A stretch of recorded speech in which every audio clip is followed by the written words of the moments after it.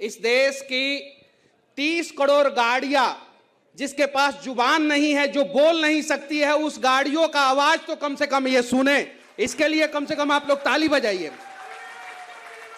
और इस देश में पक्ष और विपक्ष की राजनीति सिर्फ और सिर्फ चुनाव के समय होना चाहिए। चुनाव के बाद पक्ष और विपक्ष की राजनीति नहीं होना चाहिए। सिर्फ और सिर्फ जनता के हित की बात होनी चाहिए। और जनता के गाड़ियों की बात करने वाला कोई तो व्यक्ति यहां पे बैठा हुआ है, कोई तो जनता की गाड़ियों के बारे में सुन रहा है। मैंने अपनी गाड़ी फरवरी महीना में लिया था। इनोवा का हाई क्रॉस गाड़ी है, हाइब्रिड गाड़ी है। दुनिया का सबसे रिलायबल कंपनी टोयोटा और उसका सबसे हाईटेक टेक्नोलॉजी, हाइब्रिड टेक्नोलॉजी। मैंने गाड़ी लिया, मैं गाड़ी एजेंसी में ले जाके दिया। 10,000 किलोमीटर चलाने के बाद 2,000 किलोमीटर और चलाया। 10,000 किलोमीटर वाला सर्विसिंग कराने के बाद 12,000 किलोमीटर पे गाड़ी पिकअप लेना बंद कर दिया। जो नॉर्मली समस्या आ रहा है, लोग कह रहा है कि भाई आपकी गाड़ी पे E20 लगा दिया गया है तो आपकी गाड़ी कैपेबल है। आपका पेट्रोल पंप कैपेबल है कि नहीं, E20 के लायक है कि नहीं आपका पेट्रोल पंप, पहले ये तो बताइए। इस देश में 1,03,000 पेट्रोल पंप है, जिसमें से सिर्फ और सिर्फ 5 से 7,000 पेट्रोल पंप E20 कैपेबल है। बाकी सब पेट्रोल पंप जो फ्यूल को स्टोरेज करता है, उसका स्टोरेज कैपेसिटी E20 के लायक नहीं है। जिस ट्रक से रिफाइनरी से फ्यूल पेट्रोल पंप तक पहुंचता है, वो ट्रक एथेनॉल के लिए अलग होना चाहिए, पेट्रोल के लिए अलग होना चाहिए, डीजल के लिए अलग होना चाहिए। और सरकार क्या कह रहा है कि हम रबर पार्ट्स बदल के देंगे। रबर पार्ट्स कितने का आता है? 300 रुपया का रबर पार्ट्स आता है। आपका सबसे पहले गाड़ी में क्या खराब हो रहा है? फ्यूल पंप खराब हो रहा है। फ्यूल पंप 10,000 रुपया से लेके 2 लाख रुपया तक आता है। उसके बारे में कोई सरकार बात ही नहीं कर रहा है। रबर पार्ट कब खराब होगा? पहले तो फ्यूल पंप खराब होगा ना। फ्यूल कहां से जाता है? टंकी से जाता है। किसके थ्रू जाता है? फ्यूल पंप के थ्रू जाता है। डीजल का फ्यूल पंप अलग आता है, पेट्रोल का फ्यूल पंप अलग आता है, इथेनॉल का फ्यूल पंप अलग आता है, E20 का फ्यूल पंप अलग आता है। और जिसका E20 कैपेबल फ्यूल पंप नहीं है, तो सबसे पहले फ्यूल पंप खराब होगा। कंपनियां कह रही है कि भाई हम वारंटी क्लेम करेंगे। भाई यहां तो गाड़ी आगे और पीछे से ठुक जाती है तो कंपनियां कहती है कि हम आगे का देंगे, पीछे का नहीं देंगे। कहती है कि नहीं कहती है? कहती है कि नहीं? ईमानदारी से बताइए लोग, आप लोग। जब गाड़ी 2 साइड से ठुक जाता है तो कहता है कि एक गेट देंगे, दूसरा गेट नहीं देंगे। और देखिए कमाल की बात यह है कि मेरी गाड़ी 12,000 किलोमीटर पे खराब हुई और सर्विस सेंटर ने 7,960 रुपया का बिल बनाया। कितना? 60,960 रुपया। देखिए कितना बड़ा स्कैम है। इस चीज को समझिए आप लोग। सरकार को पैसा चाहिए, पैसा कौन देगा? जनता देगा। आप लोग बैठे हुए ना पैसा देने के लिए, वोट भी दीजिएगा, पैसा भी दीजिएगा। कैसे? 7,900 रुपया किसके खाते में गया? सर्विस सेंटर के खाते में। उसके बाद से मेरा बिहार सरकार कहा कि 9% तुम दो, स्टेट जीएसटी दो, होता है ना स्टेट जीएसटी, तो 9% मैं बिहार सरकार को दिया स्टेट जीएसटी। 716 रुपया मैं बिहार गवर्नमेंट को दे दिया। फिर केंद्र सरकार में मोदी जी कहे कि भारत माता की जय बोलते हो, देश के विकास के लिए 9% तुम दो। एक तो मेरी गाड़ी खराब हुई, 12,000 किलोमीटर चलाने के बाद गाड़ी खराब हो गई। उसके बाद से मैं सर्विस सेंटर को दिया 7,900 रुपया। स्टेट गवर्नमेंट बोला कि 9% तुम दो, सेंट्रल गवर्नमेंट बोला 9% तुम दो। आम आदमी को गन्ना का रस बना के रख दिया है सब। जब मन किया तब पेड़ दे रहा है सब, जब मन किया तब पेड़ दे रहा है। और जो आम आदमी बोल रहा है उसको बोल रहा है कि भाई नितिन गडकरी जी बोल रहे हैं क्या कि हमारे पास आइए कंप्लेन करने।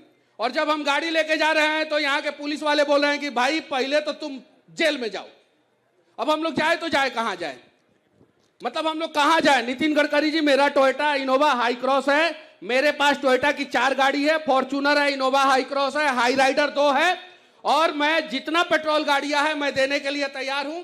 6% एवरेज ARAI कह रहा है कि 6% एवरेज डाउन होता है। भाई रियल वर्ल्ड में कम से कम 10% एवरेज डाउन हो रहा है, मिनिमम 10% एवरेज डाउन हो रहा है। जब आप E10 से E20 पे स्विच हो रहे हैं, 10% इथेनॉल मिला रहे हैं, 10% एवरेज डाउन हो जा रहा है, तो पेट्रोल का इंपोर्ट ड्यूटी कहां से बचेगा? ये बताइए ना। आप लॉजिकली बातें नहीं कर रहे हैं।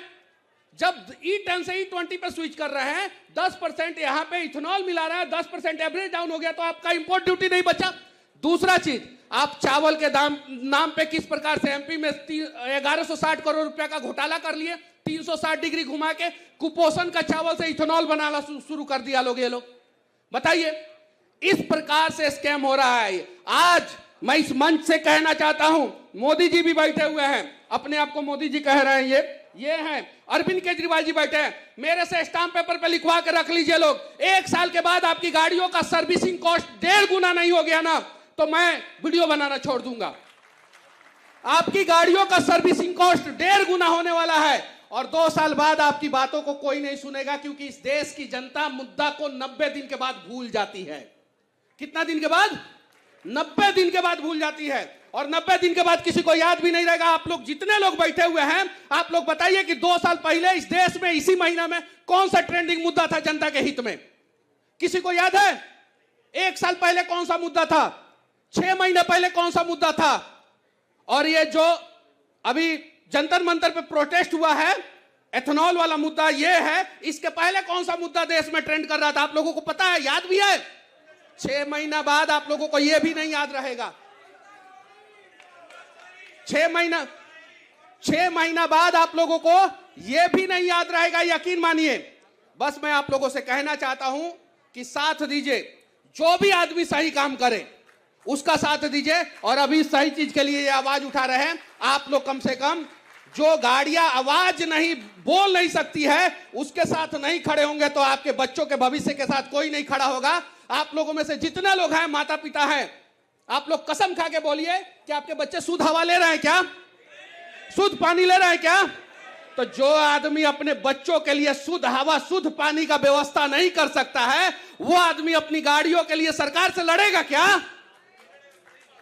लड़ेगा क्या?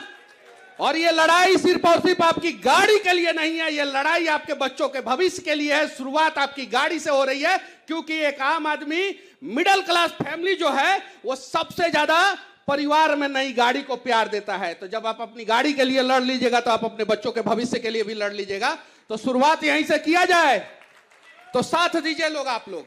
और बाकी मोदी जी, वो गड़बड़ी जी जो है ना, उनको गड़बड़ी जी जो है ना, उनको दुबई भेज दीजिए, दुबई का शेख बुला रहे हैं। उनको तो भेज देंगे, लेकिन मुझे ऐसा लगता है जिस प्रकार की इसने बातें करी है, मुझे इसको 90 दिन के लिए गायब करना पड़ेगा।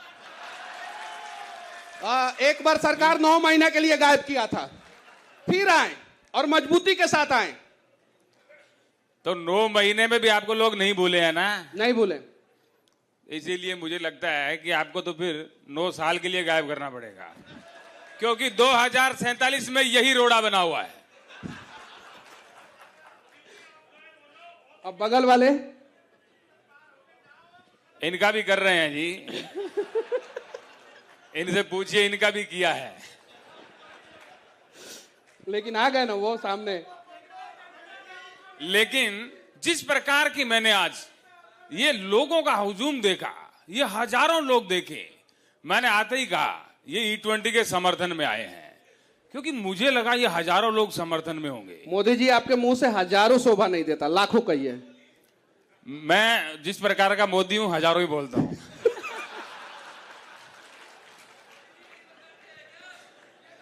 मैं 54 इंच वाली छाती का हूं।